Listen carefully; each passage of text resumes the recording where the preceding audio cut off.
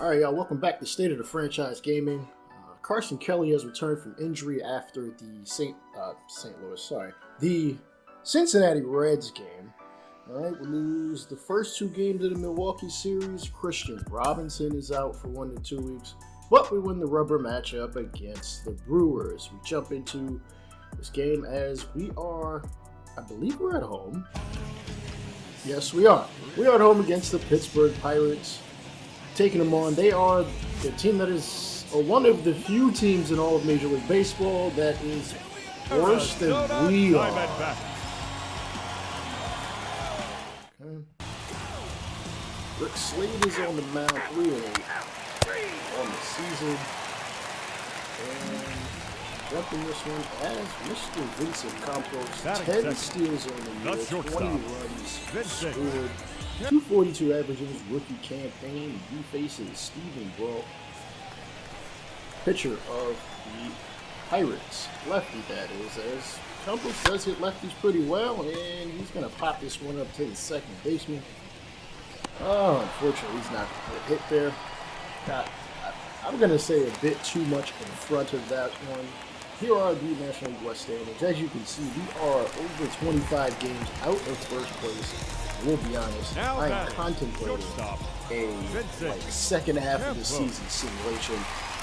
We'll see how that plays out, though. Campos in his second AB as we are down 5-0 in the third. Hits hit the right field, and we're going to get out of this one without a run on the board. The Pirates are putting up runs on us. Vincent Campos now has an opportunity to at least give us one run. Got 2 outs, and he's going to hit this one to right center field. Unfortunately, it is not going to hang up long enough to get out or to even get down. Stephen Brault gets out of a bases-loaded jam. Dylan Maples is now on the mound, 7-1 here in the 7th. Again, our offense is anemic. It is drier than a sun-dried tomato at this point. Campos is going to hit this one into first base foul territory. It is going to be caught. Nothing to show for his day. He is now 0 for 4. I mean, at least he hasn't struck out. And the team is down by 4, but there are 2 outs here in the final half of the inning. He's thrown out or popped out with every at bat thus far, and he gets a hold of this one, hit to right, and he didn't really get much of a hold of it. The offense gets 3 runs eventually, but we had to go down 7 first in order for that to be the case. Unfortunately, taking a loss. Stephen Brault, 5 2/3, 8 hits, 5 strikeouts, 3 walks, 1 run given up. Cabrian Hayes is 3 for 5. We have officially hit the halfway point of the season. And, all right, we take 2 out of 4 against the Pirates, and I just want to showcase one of our young pitchers down in AA, Bernardo Mesa, 9-1 on the season. I know wins are not the biggest planet, but it's his ERA that's really doing it for me. A 1.52 ERA in 6 starts. I'm going to presume he has also been pitching out of the bullpen. I don't know why, when I believe I've had him as the starter the entire year, but you know, MLB the Show, sometimes the player logic makes no sense. As you can see, he's pretty much average across the board with the exception of control. Control is at 69. That's nice. Not just because it's the number 69, just because it's not very often you're going to find too many guys with pretty good control. Like 70 is about elite at this point. Facing Julio Hernandez, and Mesa's going to get this one himself. Fired first. Second out quickly from AA. He's only 19 years old, and I don't want to rush him. Like, I can get the excitement of maybe calling him, that one just foul. Oh my goodness. I can get the excitement of maybe wanting to call him up early, call him up to the majors, but I feel like with this team, we've got to be patient. I know I made a lot of moves, traded like 3 or 4 of our pitchers, other guys like we've mainly, I mean, we've kind of overturned our team a lot. And this is going to give up a home run to Charles LeBlanc, who erases the blank score of a 0-0 tie, giving Fresco a 1-0 lead. And sometimes it's going to happen. I think his his walks per 9 rating is like 40 or so, so, you know, he's going to float some up there. 12-6 curve, speaking of floating, gets a guy to really reach out there. His second strikeout this far. Carl Chester, one of the hotter hitters in minor league baseball, 8 for 20. His last 6 games, 301 average on the season, 4 home runs, 20 RBIs. I feel like there are a couple of guys who we can eventually build around. Just a matter of them really rounding out their game.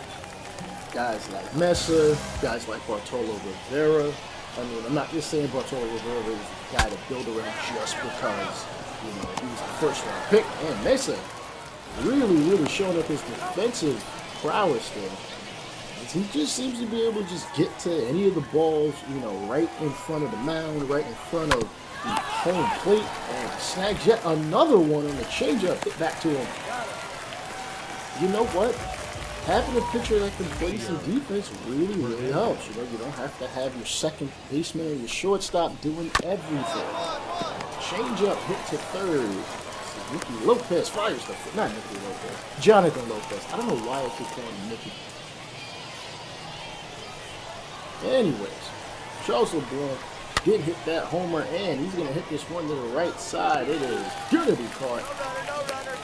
And, okay, throwing it back in the infield quick. Like, I mean, come on, anybody tagging up like that?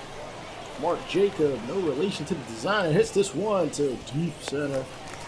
And as you can see, this ballpark is going to contain a lot of hard hit, high fly balls at 421 feet out there. And changeup. He hit the center, runs it down. Corbin Carroll makes the catch. And that actually is the end of Mesa's day. 7 very strong innings. He gave up the 1 long ball, and per usual, offense at a premium as Reggie Hunter comes in to at least keep the game close. Righties haven't hit him well. Lefties have hit him some. Throws only 3 pitches. Fastball, changeup, slider. And first pitch to see catch who that was. It's hit the right. It's going to bounce and just hits off the top of the wall. It'll be thrown back in. Either way, whether it went over the wall or not, it is scored a double for Frisco. The Espinosa chops this one into right field, a slow roller, the throw to the plate. That's going to be offline. 2-0 Frisco. We'll just get through this one. Get the final out. Offense comes back. You get a single, but not much to show for it. Rough Riders get a 3rd run, and that'll probably be the end of this, barring some kind of miracle comeback. And as stated, they do win 3-0. Starting pitching good. You know, the relievers, they gave up a couple, but I mean, we didn't get blown out of the water in this one. Thankfully, at least thankfully we didn't. Let's see. All right, we jump into where we play the actual San Francisco Giants. The Rough Riders are one of the minor league affiliates of San Francisco. As Christian Pache is going to lead off this game. I think that might have been a mistake by the manager. I don't think Pache is the kind of guy you want leading off. He's not really a contact guy. Like, I don't know. Nonetheless, I see that this is the only guy we're focusing on today. Dan Winkler. Gets in the swing and missed to strike out on a cutter well outside the zone. But, I mean, I guess Pache fits the MO of our offense. They swing it a lot of terrible pitches. Whether it's a slider, whether it's a curveball, whether it's a slurve. I think you get the point. And what do you know? He swings and misses and yet another cutter. Pitches that seem to dive away from the right-handed batters just get swung at pretty easily. I ain't gonna lie. Dan Winkler here in the 8th, looking to probably get a complete game shutout. And Hot J actually put bat on ball, hit the second. Well, it's going to be for nothing. As 8 innings worth of work here for Dan Winkler. My bad. Giants take this one by the final score. I believe it is 3-0. 3-0. Joey Bart with a home run. Gloria 1 for 3, Dickerson 1 for 3, Freeman 1 for 4. I mean, we only gave up 7 hits, but, you know, when we can only muster up 2 on our own, that's where problems arise.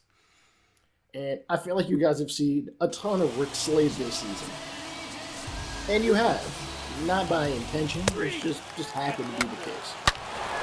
He walks and Mancini hits a 2-run home run. We jump back to a 2-0 lead. We're going to put a lot on Mr. Eduardo Escobar. Guy, I'm still not sure whether I'm going to trade or not. Gotta be honest. I don't know what I want in return. As Escobar hits this one to dead center. Running back at the track, at the wall. That one's gone. It is deposited into the bullpen. His 12th home run of the season. My thing is, Escobar is still a valuable player. I don't want to get hosed in a trade. If I do trade him, that means either Josh Van Meter or who else? Mr. Vincent Campos might have to play third. Now, Campos is not a great fielder. He's like dead average. Van Meter is better, but he doesn't have the bat that Campos has. And Marlon Gonzalez probably factors in as well. Escobar swinging and missing at what I believe is a 4-seamer out of the zone. And unfortunately, you can't tack on any more runs. We do lead 3-1, top 6. Facing lefty Caleb Baraga. And he's going to be the second base hit of the game. This time of the single variety. I'll gladly take it at the decent speed that he is. You know, he might take second.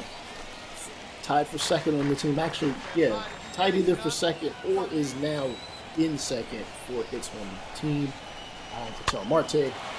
And this ball's going to be shot to second. Oh, a reach out. He can't get it for second baseman, that is.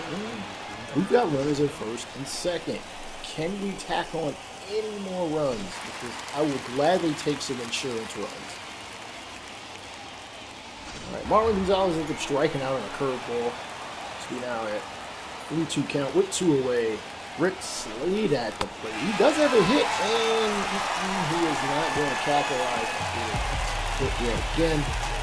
As he strikes out Caleb Baraga. Getting him out there. Escobar. Can he get a third hit? Yes, he does. I don't know what happened, but whatever. He got on something. Aquino at the plate. Escobar steals, and that ball almost ends up in the outfield on the throw. I guess you could credit him with a stolen base. That's either a stolen base or an error. Because that was just a horrible throw. Marlon Gonzalez, come on. Even if it's a can of corn, I'll take it. And that pitch is on the outside corner. Marlon Gonzalez will openly take second. It's Carson Kelly in an 0-for-3 ball game. Again, will attempt to give us some insurance runs to help out the bullpen. That has been a major issue. I feel like I'm bragging on about it, but it's true. I mean, come on. Our offense doesn't put up enough runs, and our bullpen doesn't always prevent them. Ball hit high to left, and it actually is deposited in the left field. Deposited in the left field seats, that is. Carson Kelly with his 8th home run, and that is exactly what we needed at this point in time. We take a 5-2 lead. Kelly all over that one. Pulling that one 370 feet. Left field had no chance at that one. Actually, we're now up 6-2. As Eduardo Escobar looks to get his 4th hit of the game. He's got a runner at first. Nobody out. Should be looking for something to hit as Jose Alvarez the lefty, and Escobar does hit lefties better than righties. He's going to hit this one to right field. It is going to be caught near the line.